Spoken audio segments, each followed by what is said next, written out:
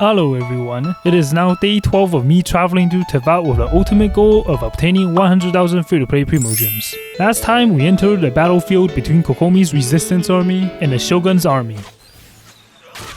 Ouch, that must have hurt. We also witnessed Teppei's character development into an old geezer and got some training with Yaemiko to prepare for the Raiden Shogun boss fight. We also had to avenge Venti by tackling the Signora boss, which we did by successfully defeating her. With the power of friendship, we also won a fight against the current Electro Archon A and saved Inazuma from war. So far, we've acquired 14,751 Primogems through the journey, just a little bit over 14% of a way to our final goal of 100,000.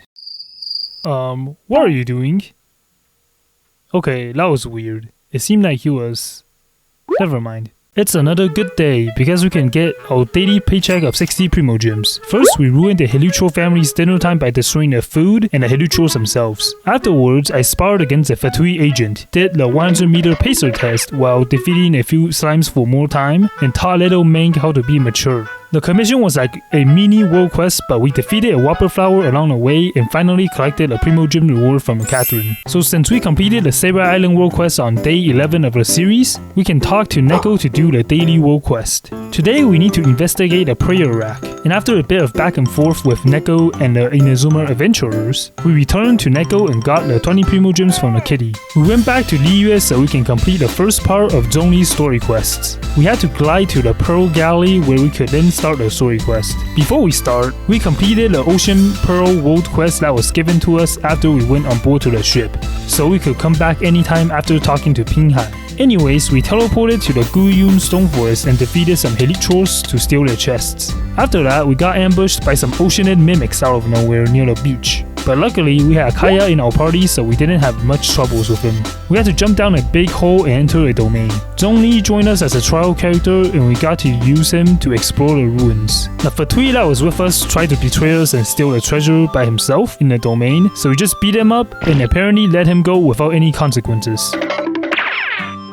As we continue exploring the ruins, we defeated a few Helitros and an Abyss Mage. In the end, we uncovered the truth of the South God and completed part 1 of Zhongli's story quest. For part 2, we had to find some abducted miners in Liyue. Okay, that didn't come out right. Anyways, we met Uncle Dai and Kunjun, and together with Zhongli accompanying us, we went to the mining site to search for the miners. Apparently, Kunjun is a rock whisperer, so he helped us with this investigation. We defeated some enemies and rescued Wang Yu. And I don't know if this was a bug or not, but I'm pretty sure these miners aren't supposed to be here. But instead, they're just staring at me into my soul. Kind of similar to people that want me to pull on banners using the Sander Fates. We traveled a bit and got to Nantian Men, where we happened to find the lost miners. We nearly got ambushed, but Kunjun saved us and we proceed to fight Giant Angry Frog. Luckily, we got to use Zhongli as a trial character again, and his shield really helped us in this fight. After we defeat Giant Angry Frog, we completed the story quest and unlocked a new weekly boss domain. Alright, time for the game plan. Oh wait, I don't want to be in this kitchen with Mr. Smiley. Anyways, we're currently AR 44, so we just need one more level until we can start dumping our resins in artifact and talent domains, because that is when we unlock the best and resin efficient domains. In the meantime, we will probably need all the help we could get in co-op for the weapon material domains that were unlocked back in AR 40. We'll most likely farm some weapon essential materials to get our Lisa's Mappa Mare up, since she is our main damage dealer in our team, and also some more world bosses for character essential materials as well. We also need to continue with a Spiral Abyss, because Genshin added Kale as a free character we could start obtaining once we clear floor 4 after version 3.1, so getting an extra constellation for her will be great. The new Mondstadt event was also released, so we can start on it and obtain a free 4-star poem as well as the potential Primogems we could get. Since it was another week, we could start with weeklies again. First we have Dragon Boy, but this time we came prepared. We were almost able to defeat him in one go, but sadly we weren't strong enough just yet. We got 2 5-star artifacts, but they were both not really useful to our team. I guess unless I used Jean for the Animal Goblet. Afterwards, like usual, I enlisted some people from my Twitch streams to help me with domains. We farmed the Trial Grounds of Thunder so we can ascend our Lisa's Mappa Mare. The runs were pretty fast and we depleted our condensed resins. We also did a bit of weeklies because I was too lazy to fight myself. The wolf dropped a pretty decent circlet, but it had HP percent stats, so it might be good for Barber. We also went and fought Child in co-op, and the first 2 phases were a child's play. The third phase, however, I got hit with a signature whale attack and got one-shotted to death. Whoa. Wait. If you die, you actually spawn up here? I didn't know that. The Wanderer's Feather was pretty alright, but we already have a better one on Lisa. But yeah, thanks again to the people that helped me, and if you ever want to help with domains and do some co-op, come by my Twitch streams. Alright, so now we'll be challenging floor 4 of the Spiral Abyss. Hopefully the chambers won't be too hard. The enemies were level 50, so we are like 10 to 20 levels above them. The main bosses of each chamber were the Hydro Abyss mages. Luckily, we were using Dendro and Cryo, which is super effective against the shields. In the end, we managed to 9-star it, and got our Kale, and activated her constellation.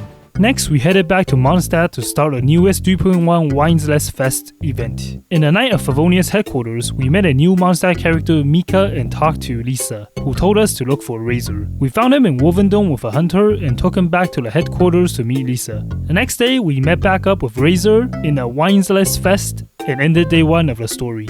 After that, we started a series of mini-games for some Primogems. First, we had to expel some boars for research. We got 70 Primogems for that, so the boar sacrifice won't be in vain. Next, we went on an adventure all over Mondstadt and defeated a few waves of enemies. The challenges were pretty easy. The gliding to the next stage to fight is kind of a drag. Otherwise, the combat was pretty fun, and we got some Moras, Heroes Wits, and 60 Primogems out of that challenge. We also went on to some treasure hunts, and found some hidden chests that were scattered across Mondstadt. I basically let my Twitch chat tell me where each chest were located and collected all 8 of them. And we got 60 Primogems from adorning our shop. We also collected enough Festive Fever to obtain a free 4-star polearm. This event was time locked, so we'll most likely do more of them as they unlock over the next few days. We are nearly AR 45 now, so let's do some training with the friends we made along the way, and together we can defeat the enemies in the domain.